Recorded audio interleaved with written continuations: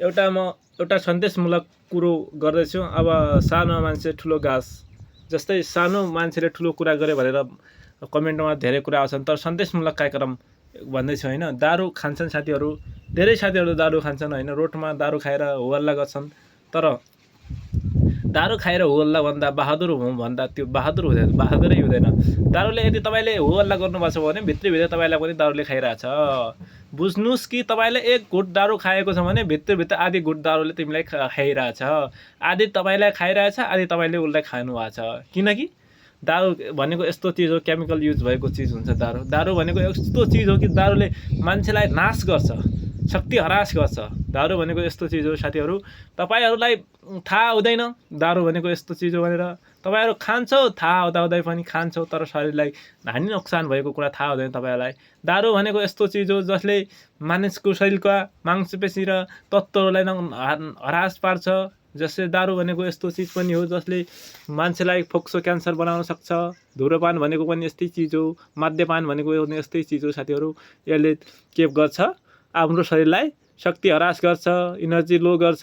जस्तै हामीले फलफुल खायो भने साथीहरू, फलफुलले हामीलाई इनर्जी बढाउँछ। फलफुल खायो भने हामीलाई के गर्छ, इनर्जी बढाउने भयो। जस्तै महाभारतमा जब दारू हाम्रो देवता र राक्षस लडाइँ भएको सतीकालमा हामीलाई थाहा छ, दारू खायो। दारू के अरे यो समुद्र मन्थन गर्ने बेला के भएको थियो साथीहरू, एउटा कुरा भन्छु म, यो धर्मात्मक कुरा सम्बन्धी छ, तर धर्मात्मक कुरा सम्बन्धित भएको कारणले एउटा कुरा भन्छु। जब समुद्रमा मन्थन गर्ने बेला भयो त्यस बेला के गर्यो साथीहरू, दारूले उनलाई राक्षसलाई लट्ठ बनाइदियो। तब मन्थनबाट के निस्क्यो, अमृत निस्क्यो। अमृत निस्केपछि कसले लग्यो साथीहरू, देवताले लग्यो। देवताले किन लग्यो भनेपछि उनलाई दारू खाएर लट्ठ बनाइदिएको थियो। त्यसकारण दारू भनेको यस्तो चिज हो, लट्ठ बनाउने चिज हो, दारूले मान्छेलाई नोक्सान गर्ने चिज हो। त्यसकारण के भयो, त्यो दारू कसले खाने रहेछ, राक्षसले खाने रहेछ। त्यसकारण राक्षस भनेको को रहेछन् साथीहरू, हामीले बुझ्दाखेरि जो दारू खाएर होल्ला गर्छ, जो दारू खाएर गाली गलोज गर्छ, जो साथीहरू, त्यहीलाई राक्षस भन्ने रहेछन्। राक्षस भनेका कुनै अक्कल नदेखिने चिज होइन। राक्षस भनेका हामी मानवभित्र रहेका सबै साथीहरूले बुझ्नु जरुरी छ। राक्षस भनेको दुई गुण हुन्छ, मान्छेमा राक्षस पनि गुण हुन्छ, अपराक्षस पनि गुण हुन्छ साथीहरू। मान्छेको एउटा गुण भनेको राक्षसी गुण हुन्छ। जब रिस गर्छ, दारू खान्छ, झै झगडा गर्छ, कसैलाई हो हल्ला गर्छ भनेको को हो, राक्षस गुण। जब मान्छे शान्त हुन्छ, शान्त भएर आफ्नो काम गर्छ, शान्त भएर आफ्नो विवेकले काम गर्छ, त्यो हो भगवान् गुण। जस्तो देवता गुण भन्छन् त्यसलाई, देवताले गुण।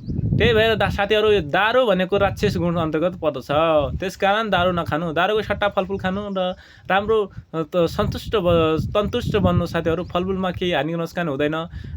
अर्ग्यानिक खाने खानुहोस् होइन, बजारको चिज नखानुहोस्। बजारको चिज धेरै हानि नोक्सानी कुरा गर्छ। त्यसकारणले यो सन्देशमूलक भिडियो बनाएको हुँ। त्यसकारण ल अब यत्तिकैमा म बिदा हुन्छु। हस्, नमस्ते सबैलाई, फेसबुक मित्र र युट्युब मित्र सबैलाई नमस्कार, धन्यवाद। फेसबुक फ्यामिली एन्ड युट्युब फ्यामिलीलाई सबैलाई नमस्कार, धन्यवाद।